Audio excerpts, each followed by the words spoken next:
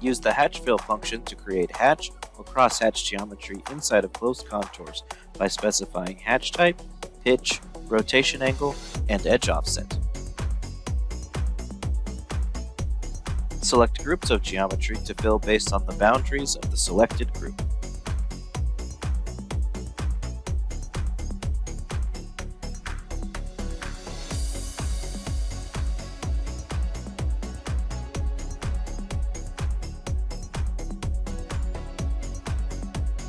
Use alongside the TrueType font in SigmaNEST to hatch fill text for a solid fill effect when etching.